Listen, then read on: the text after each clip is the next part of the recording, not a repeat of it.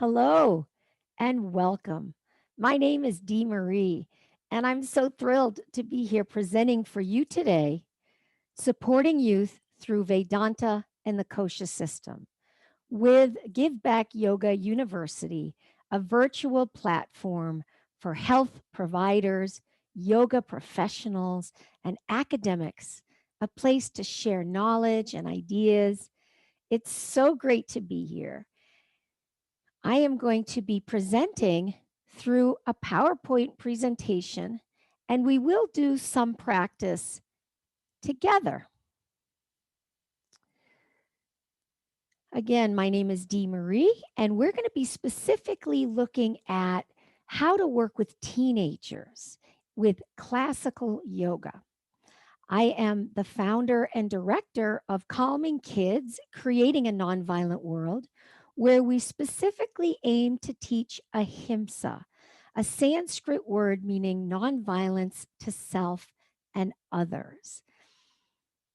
We are a nonprofit organization, and we have been in the school systems and health clinics for over 16 years, going on 17 years since 2004. We did 4 years of research to see if we could get behavioral changes in students with this classical yoga approach. And we aim to decrease violence and increase concentration and relaxation, self regulation with a yoga and mindfulness based program where we teach adults, teachers, children, and teenage students. So we're going to start from the beginning, and I'm just going to explain where this term Vedanta comes from. It comes from the ancient texts called the Vedas. And these texts originated around 700 BCE, before the Common Era. Originally, these texts were downloaded through these masters, these rishis doing meditation. And so this information is considered a superpower of information. And of course, our teens love that. You can see some teens pictured here doing their meditation, trying to tap into that superpower. And as you can tell, it doesn't necessarily look the way we may think of an adult meditation practice, but they are engaged, they are meditating, and just getting that buy-in is really important for teens. Around 1500 BCE, sage Vyasa wrote down the information. So we have these journals, these texts now, and there are 4 main texts of the Veda: the Rig Veda, the Yajur Veda, the Sama Veda, and the Atharva Veda. And each one of these texts are comprised of 4 parts. And the one part is about mantras and the seed sounds of vibrations that connect us to the universe. Another chapter of the Veda is about rituals and ceremonies, activities we can do to get closer to spirit. Another chapter is about commentaries about the rituals, discussions about how they work. Our purpose today, we're interested in this section of the Vedic text called the Upanishads. And the Upanishads are texts on philosophy and spiritual knowledge. It's where we base most of our yoga practice that we teach as yoga therapists and yoga teachers. Now, the word Upanishad means secret teaching, and the Upanishads are the main texts of Vedanta philosophy. Now, we're going to be looking at the Taittiriya Upanishad. The Taittiriya Upanishad is part of the Yajurveda Vedic text. Taittiri means birds. So Vedanta means to attain the end goal of the Vedas, to become free to find the lightness of being and to be in our self discovery of who we are, the realization of our true nature, and to find that preciousness of ourself or become immersed in our own divinity.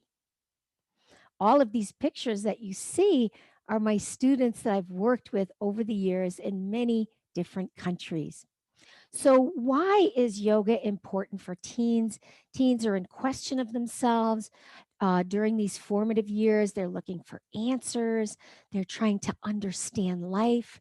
Um, Often their confidence is decreased. There's so much pressure, there's peer pressure. They feel extremely overwhelmed, and life's challenges tend to sort of deflate their feeling of joyfulness and personal integrity. So, the first thing I work with in my classes of all ages is to ask, what brings you into balance? What are the systems that you use now that help you to find an alignment within your body, an alignment within your mind, a feeling of calm, regulated breathing, and a sense of confidence, power of self, connection to yourself and others? So, what brings you into balance? I ask you right now, today, those of you participating, to think about it for yourself. What are the systems that you use that help give you that personal integrity?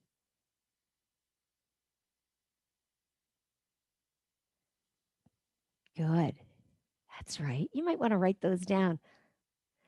For our purposes today, we are exploring the Kosha system. And again, it's from the Taittiriya Upanishad found in the Yajur Veda text, Yajur Veda text. And the Koshas teach us a system of balance, a system to be able to be on this earth feeling comfortable in our physical body, regulated in our breathing body, ability to watch and feel and flow with our emotional body, to get that intuition in our wisdom body, and to help us find that joy or our bliss body. So the word kosha means sheath or veil, like a veil, a layer of existence. There are 5 of them according to this classic kosha system. And we're going to break down each one of these, and I'm going to give you prescriptions of how to teach teenage youth using this model.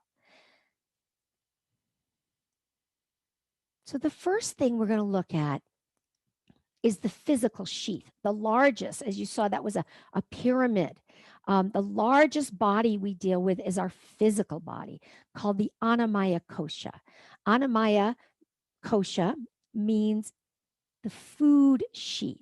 Food meaning that food grows from the earth, that we need food to nurture our body, to create strength and stamina. The physical body is referred to as Annamaya Kosha. And the prescription that is best with teens is to work with upper body strength, core strength, chest expansion, and back strength. Now, why is that? Obviously, even now more than ever, we're all slouched in front of a computer. Teens are working more and more in front of a computer with their classes and learning. And also, there's lots of hormonal changes. And again, the societal pressures that sort of bring them down. And there tends to be this caved in chest. So here we are with in a PE class working with our side planks, which is a great way to work with upper body strength. The one thing that's important to realize, unlike adult classes, we don't want to do a high level of vinyasa practice, meaning a bunch of movement or standing work. It aggravates their energy. They're overwhelmed. They have too much to do on their list already. And that's why there's this postural pattern of caving in, shutting down. So we want to have them move at a slower pace and try to find this expression of joy and peace and happiness, even in their yoga asana practice. The other prescription is we really want to work on creating the heat in their abdomen to fire up their Agni. Agni is the fire located in the digestive area. And so many teens complain about stomach problems. That's a common complaint, that they just have stomach pains, nausea, bad digestion. So we want to help increase their digestion.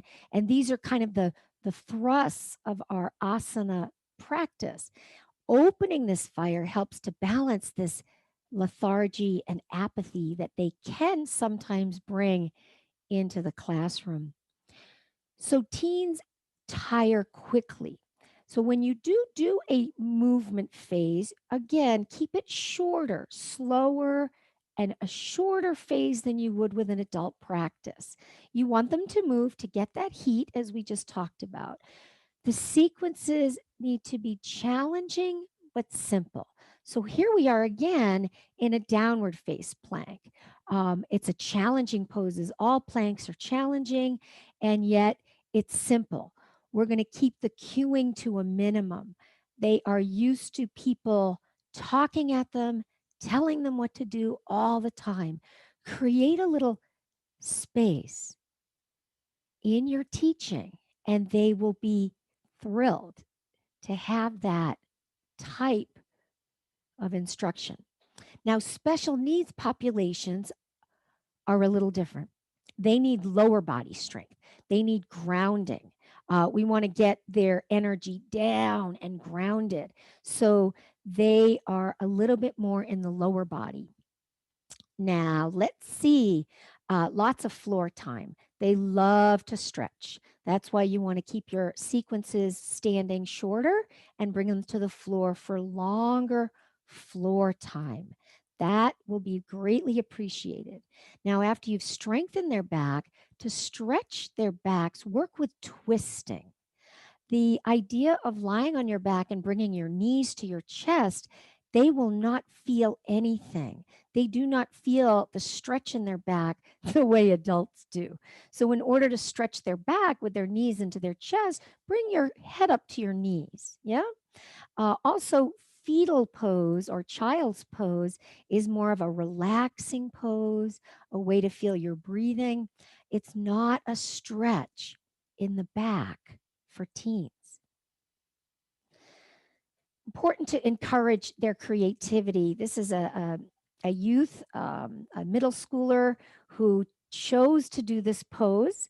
And it was just really awesome based on my instruction and explaining to them why we were doing different things. He just popped right into this. And I really want you to encourage their creativity.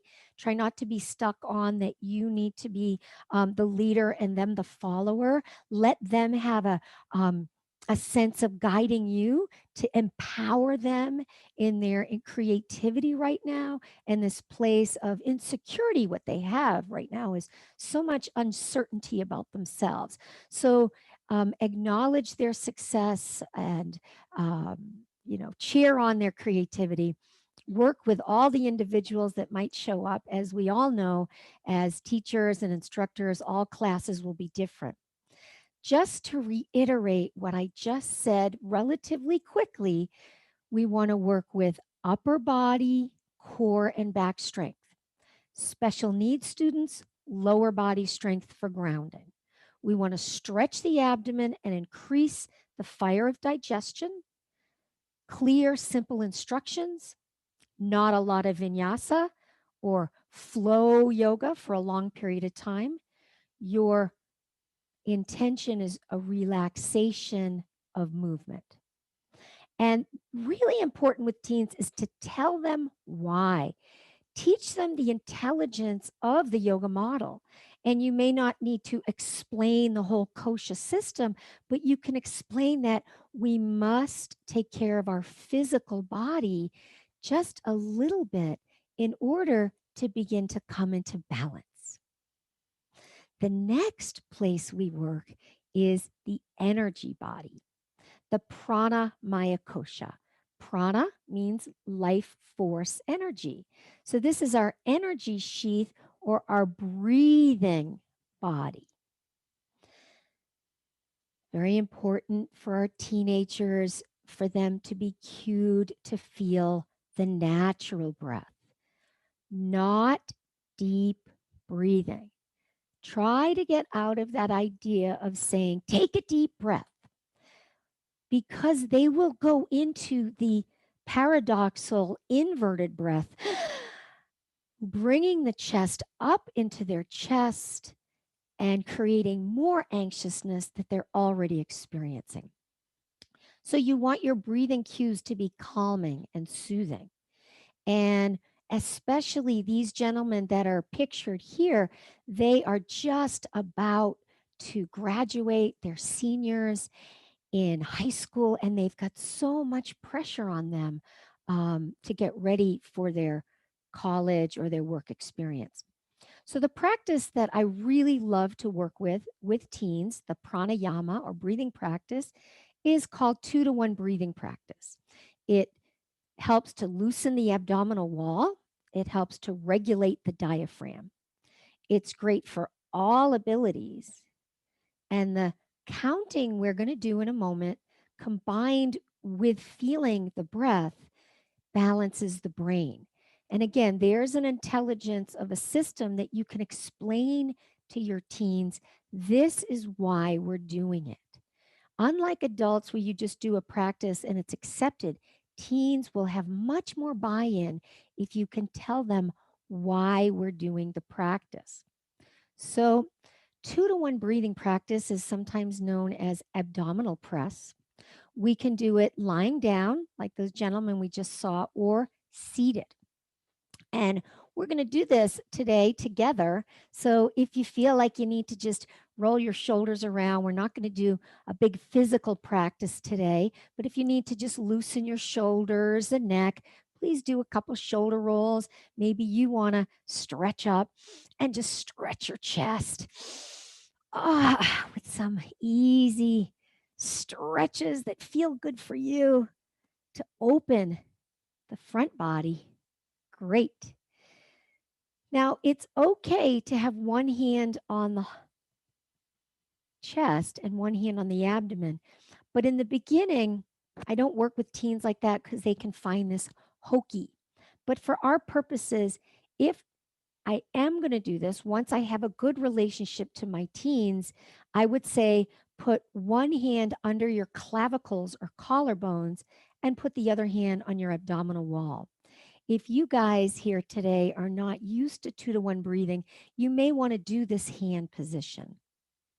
Because as we press in that first layer of abdomen, the spine will lengthen, the chest will lift, and the shoulders will broaden. We want to feel that first sheath of abdominal wall working. The fourth or the last layer of abdomen is what curls us forward. So we don't want to curl. We don't want to use that abdominal layer. We want to use the deeper layer. So here we go, sitting tall, aligned. I'd like you to exhale for 8 counts, pressing the abdominal wall in towards your spine, sitting up even taller. Then we're going to inhale and let the abdominal wall go for 4 counts. See if you can feel your abdomen and navel move forward. 1, 2, 3, 4, 5, 6, 7, 8. Release. 2, 3, 4. Good. Again. 1, 2, 3, 4, 5, 6, 7, 8. Release. 2. Feel the inhale. 3, 4. Now practice on your own twice using that inner count, that feeling of the contraction of the abdomen.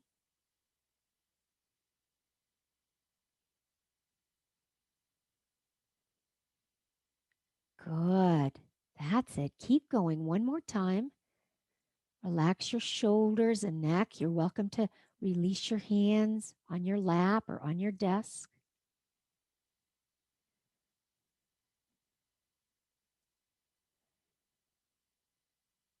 Yes, good. Now, when you finish, just feel the sensation of your abdominal wall moving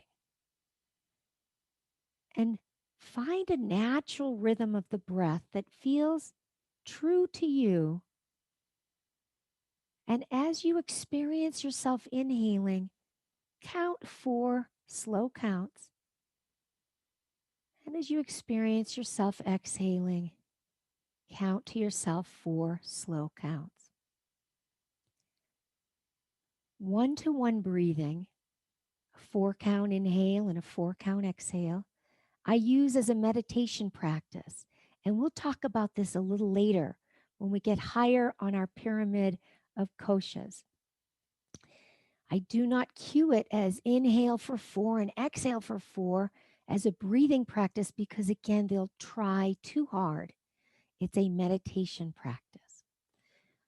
So, moving on in this pranamaya kosha, alternate nostril breathing is another great practice for teens called nadi shodhana. Again, it balances the right and left hemispheres of the brain, helping teens to focus, helping teens with fatigue.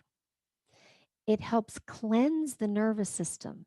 So, what's called a kriya practice in yoga, cleansing the nervous system to help relax the nervous system and get those glitches and pauses, jerks that can happen with the breath when we're overstressed. This practice can be done, this practice is only done seated, it's not done lying down. And I'm going to teach you now how I would teach a teen. Take your right hand and make your peace sign. Close your peace sign. And we're going to work with our thumb and fourth finger. Now you can take your closed peace sign and put it on your forehead. You can even rub your forehead. That feels kind of good. Or you can take that closed peace sign and put it in the palm of your hand and work with your thumb and fourth finger. Your choice, whatever feels better for you. Now, we're going to close our left nostril with our fourth finger, and we're going to breathe out and in through our right nostril 3 times. Easy breathing. And we'll change and we'll breathe out and in with our left nostril 3 times. Quiet breath. Slow down. Easy. Good. Now let's continue on with this, and possibly the next class I would go in, I would begin to teach that as we're breathing out and breathing in through our right nostril, I'd like you to imagine this air going up into the left hemisphere of your brain. As you breathe out and in with your left nostril, this energy, life force is going to your right brain. Good. Keep practicing as that right nostril breathing, balancing our left brain, our analytical brain, our math brain, our left nostril breathing, balancing our right creative brain, writing brain. Good. Let's do this one more time. The left brain is the linear brain.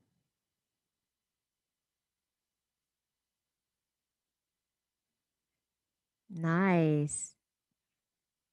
The right brain is the spatial brain.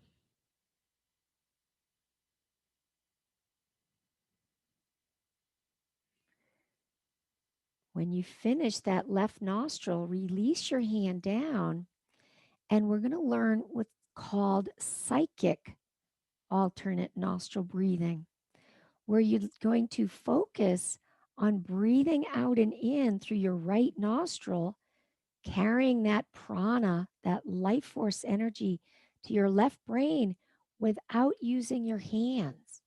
Just thinking about that diagonal line of energy fueling your left brain, and then 3 times your left nostril breathing, fueling your right spatial brain. Great. When you're done, you can close your eyes or soften your gaze if you like, and put your awareness, your mindfulness on the feeling of breathing equally and evenly through both nostrils and fueling the center of your brain. We want both of these hemispheres working so we can create those term papers. We can take a test. We can write, helping us with all of our projects. Nice. So, for our purposes today, we're going to move on. Just to reiterate, encourage your students to practice their breathing daily. Tell them to feel their breath, not try to breathe. If they sense they're breathing in their chest or they feel really anxious, practice 2-to-1 breathing, contracting the abdominal wall to relax the abdomen. If they feel unfocused or tired, fatigued, practice alternate nostril breathing, either physically using the hands or psychically in their mind. 1-to-1 breathing is a relaxing practice, a meditation practice. So we're going to move on to our emotional sheath, our Manamaya Kosha, the mental emotional sheath. Now, balancing this emotional sheath is the concept of becoming aware of these thought waves called vrittis in yoga, the vrittis, the thought waves of our mind, and watching where our mind goes, watching our thoughts. It's very important for teens to watch their thoughts because they often go into negative thoughts, self abusive thoughts. The Manamaya Kosha is related to delusion and grief. And this emotional drama that teens can have can be really delusional. They also can get depressed, very grief stricken. So we want to have them watch their thoughts and become aware or mindful of their thoughts to start to balance these emotional charges that can take place. Part of it is they're dealing with their hormone changes. Part of it is they're dealing with struggles in life. So I find from a physical practice, hand mudras or hand positions are really, really, really effective for teens. They're easy to do. They will do them on their own. They'll come back and say, I did this or I did that. And it really helped me because they had something to do. They felt like they could take control of their emotions quickly. So, my gal here, Diana, our teen, is showing you this mudra. And this one is for overcoming addictions. So all we do is we make a fist, we put our thumbs into the temples by the sides of our eyes, we lift our elbows to the side, and you can make little circles and get those temples, oh, feeling nice and good. Or you can just stay there pushing in and out, or just rest in the feeling of your breath. Good. Now, the hand mudras I tend to teach my teens are based on the emotions and the struggles that they tell me they would like help with. So, we have lots of hand mudras in our Calming Kids book called Yoga for the Hands. But I am going to teach you a few more, and I need to stand up so that you can see my arms and my hands to move on with some of these mudras. So, another great mudra for teens is taking the hands and clasping the hands and squeezing the hands and just lowering the hands.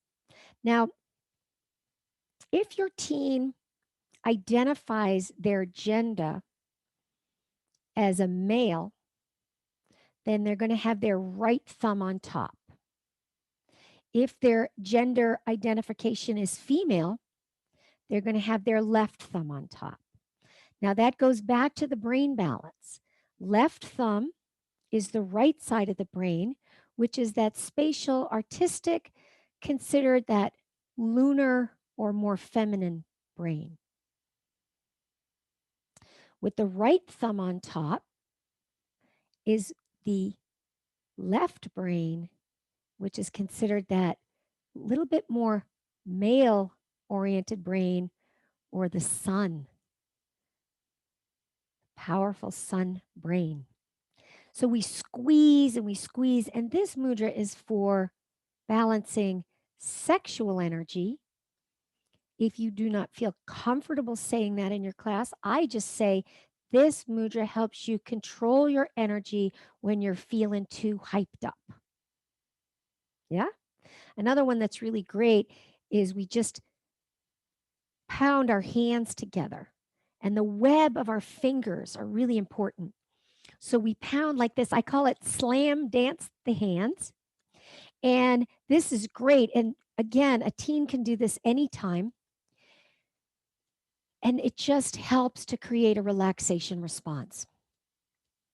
The web of the hands, even just pressing into the web of the hands, can help create a soothing calming of the nervous system.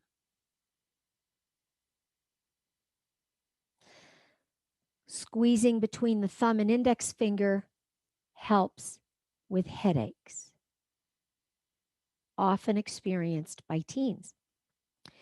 So another mudra is we put our right hand, so our right hand on top of our left. Everybody does right hand. Fingers are straight. And you can put your arms on a desk just like this. Or I say to teens, you can put your forearms on your solar plexus. No one needs to know what you're doing. This calms the mind specifically. Great one to do before a presentation. Yeah. Another popular move, which everybody's doing these days, is this heart. Yeah. Make this heart with our fingers. So we make this heart shape and we send our index finger up to the sky.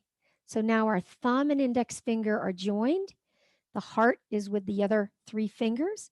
And we take this hand position and we put this right above our navel, below our ribs, approximately at our solar plexus region.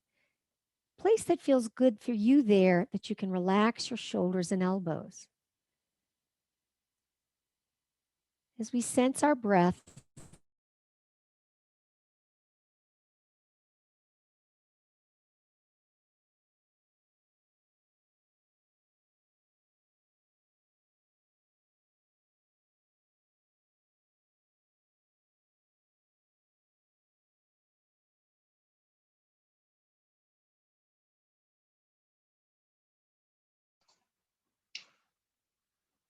Dee, sorry, I think your audio is cut out. just a moment ago.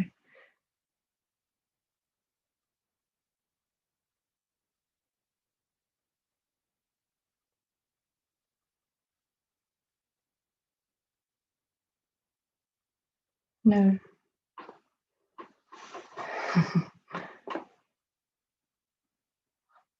I'm not sure if your headset's been disconnected or something. There you are. You're back again. All good. I'll take this headset off, I guess. There we go. Well, sorry about that. Our techno challenges continue to be there for us all. So it was only the last moment, so it's all good. Okay, great. Thank you.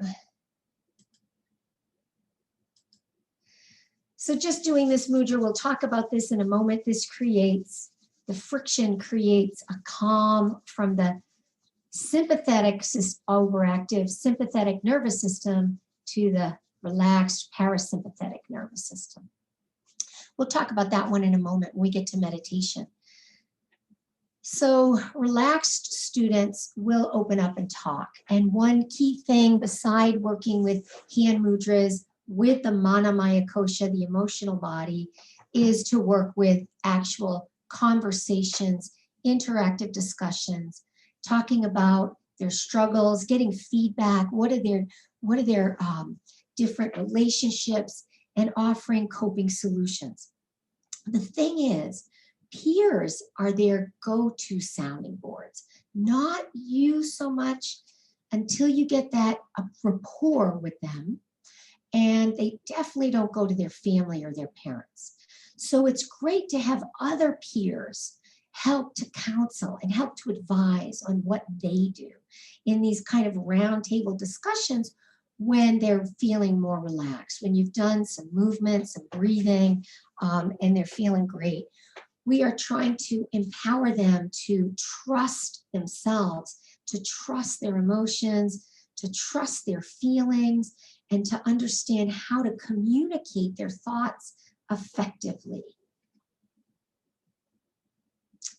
Moving up to our Vijnana Maya Kosha, or our wisdom body, our wisdom sheath.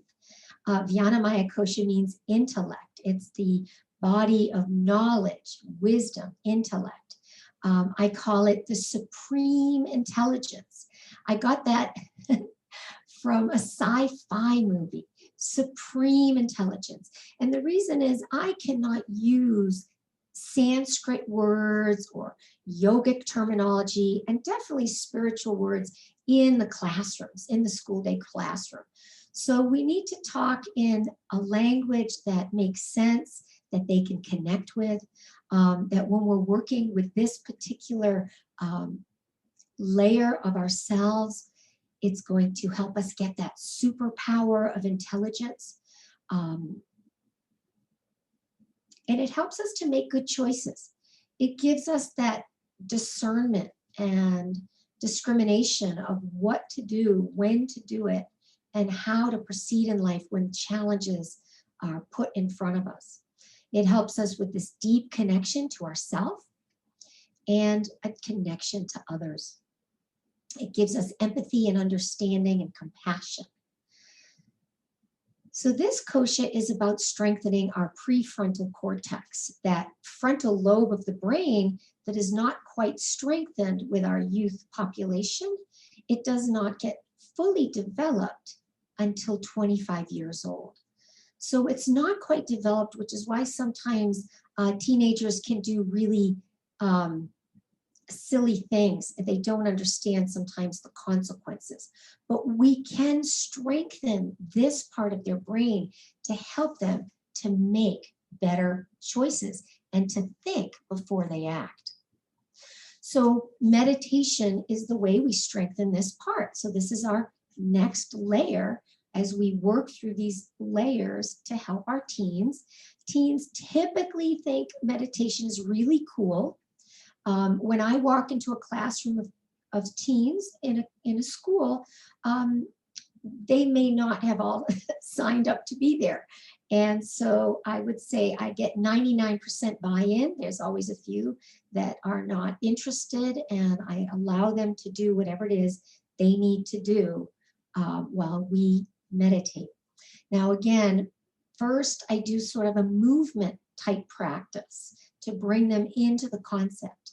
Then we are going to work with some meditations, what I call the movie mind, or setting an intention, creative visualization, manifestation. And then we'll go back to our one-to-one breathing practice called Sama Vritti Ujjayi breath, where we inhale and exhale for our 4 counts. And then we'll change those counts to words, to positive affirmations. So we're going to do this together as a group. Again, align your spine, get your shoulders and neck comfortable.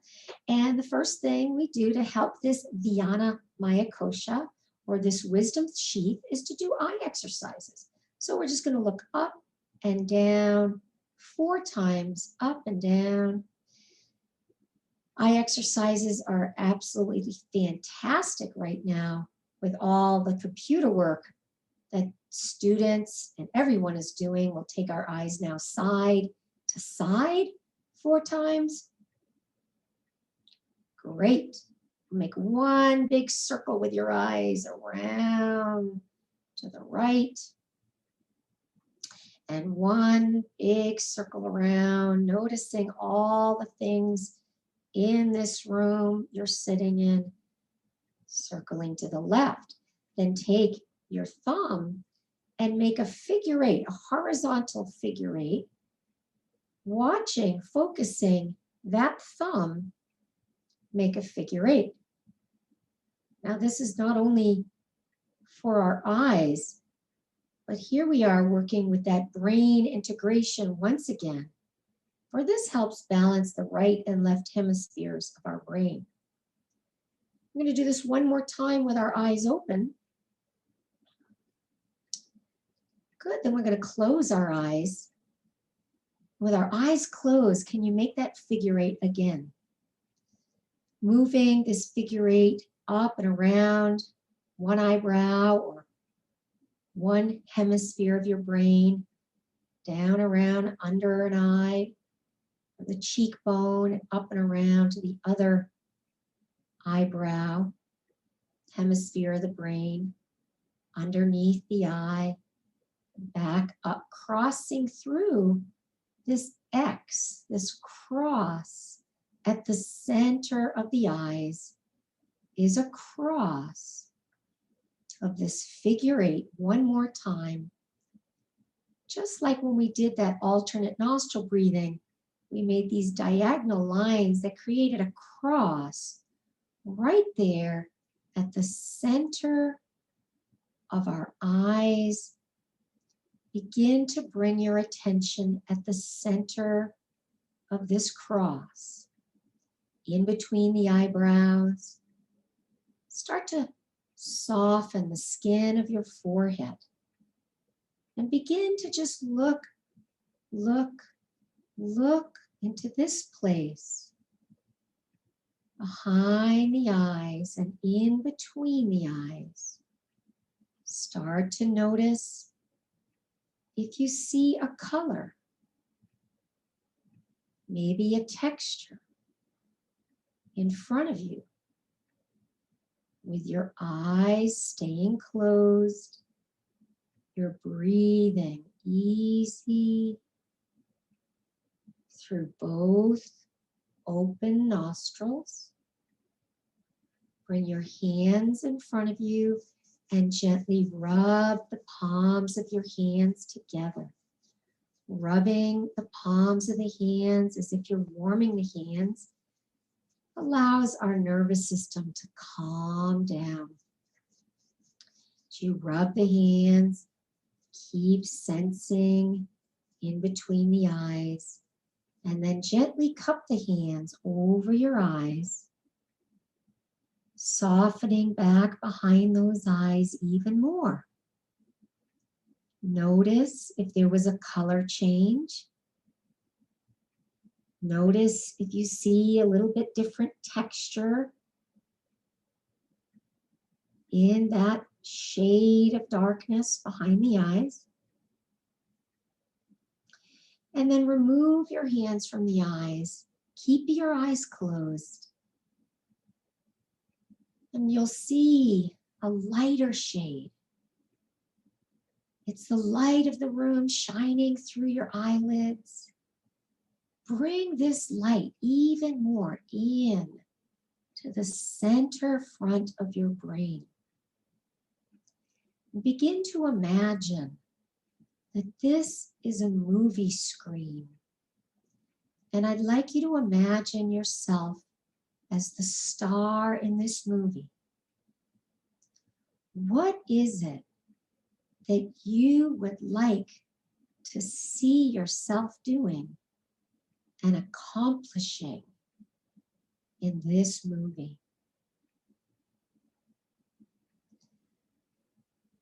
Notice the actions that it takes to succeed in this desire, your heart's desire.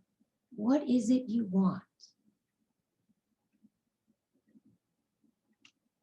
All the other people in the movie are cheering you on, smiling, clapping,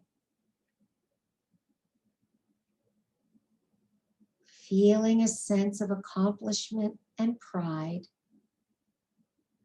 I'd like you to return your awareness to the tip of the nose and the feeling of your breathing. A natural, easy breath. Inhaling the same length of time as you exhale. You can use your 4 counts to pace the breath as you inhale, and your 4 counts to pace the exhale. Slow, steady, even breathing.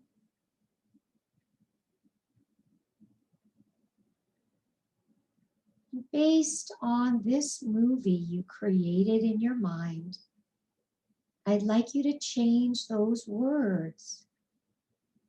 Change those counts to 4 words as you inhale and 4 words as you feel yourself exhale. For example, as you feel the inhale, I feel so calm. Exhaling, I feel so confident. What is it that you want? What are the thought waves you need to say to give you that personal courage, fearlessness, strength, calm, and centered?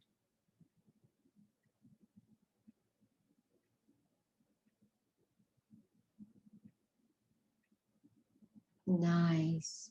We're going to rub our hands one more time. This time, put the hands in front of the face, but not necessarily touching the face, like that face mask, that shield. No, at any time you can go behind this shield, this veil, to find your calm, to get your calm on. Notice that distance between your face and your hands, and then blink, blink, blink your eyes, and open your eyes into the palms of the hands, lowering your hands down, looking at your palms. You are the palm reader. You can predict your future. So our last kosha or veil of existence is the Ananda Maya kosha, the sheath of pure joy or bliss. And when we can get teens to feel their calm, centered, aligned body, mind, and emotions, they feel pure delight, satisfaction, a compassion for themselves and others, an ability to cope and flow with life. That discovery of who I am, their true nature. They start to discover their life purpose. So our work is to help teens to infuse their life with personal joy and tranquility, to help teens discover this supreme intelligence that they have, and to allow them to discover how they can contribute to the world, what their strengths are, and what they can bring that to their future careers on this planet.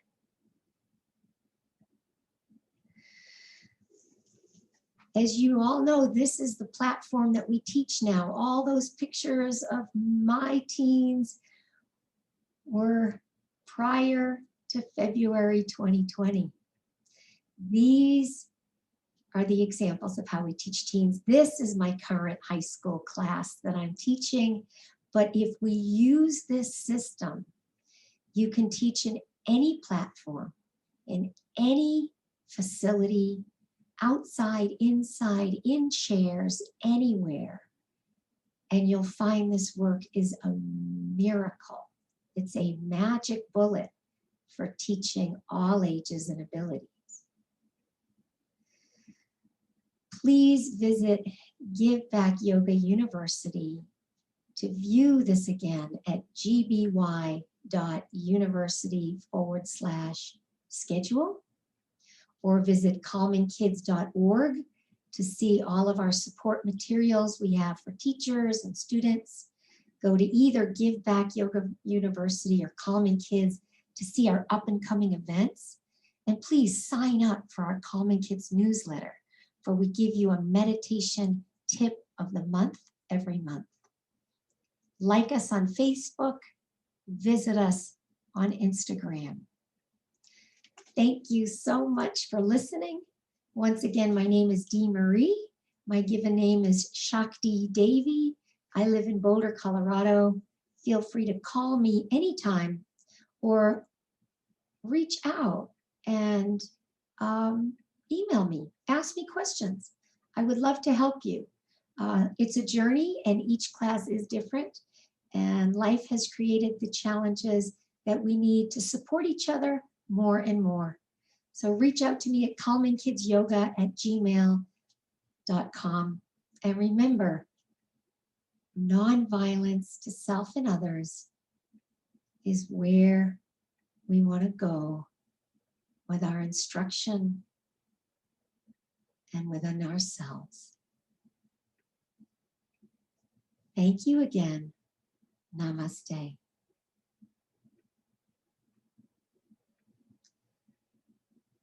I'll be happy to stay for any questions that you might have.